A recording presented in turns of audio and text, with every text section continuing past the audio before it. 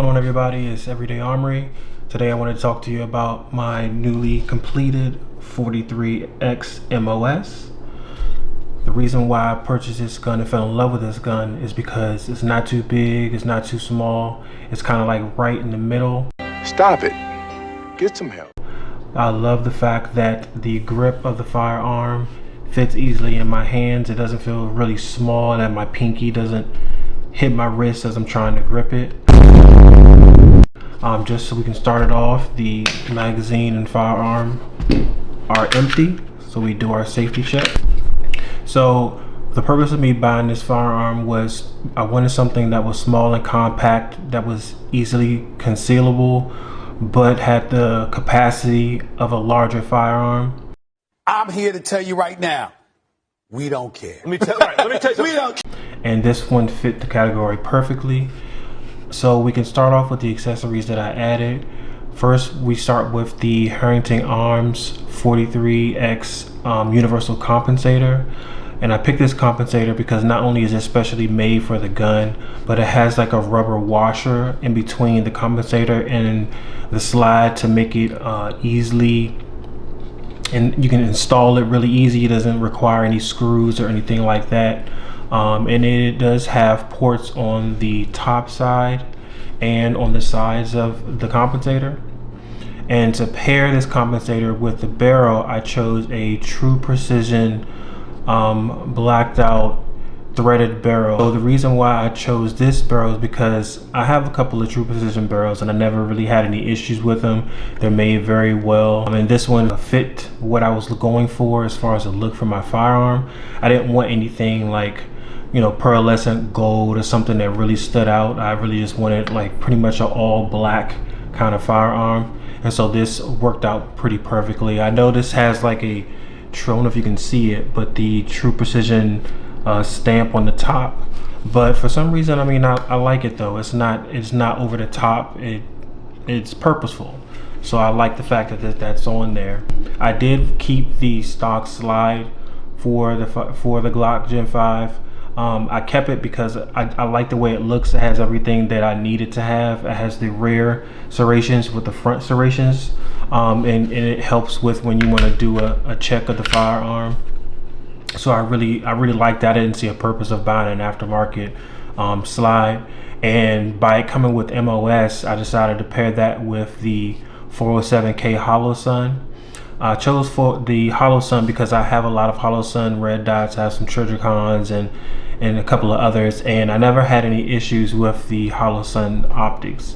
So I decided to go ahead and go with that. It fit pretty much perfectly. I did have to buy a plate to go along with it so I can mount this red dot, but it was easy to install. Took less than 5 minutes, if that. As far as the iron sights, these are the stock Glock iron sights. Didn't see a reason to upgrade these iron sights, so I just kept them as is. I didn't need any suppressor height sights. I don't know if I'm going to put a suppressor on it or not.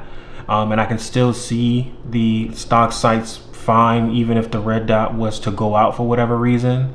So I pretty much didn't bother with it. When it comes to the weapon light of the firearm, I did choose the TLR7 sub. This one is also made perfectly for this firearm. It doesn't stick out too much. It's kind of just perfect.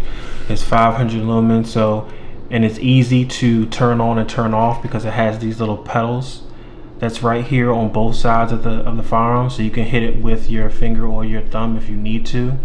It's pressure activated, and you can just tap it and it'll stay. So I do like that. As far as the trigger goes, this is the stock trigger.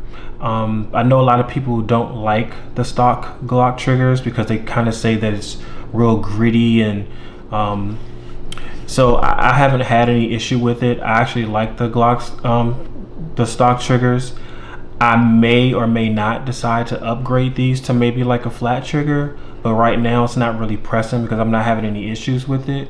But if you have any recommendations, let me know, and we might be able to make it happen, and I'll make a video about it.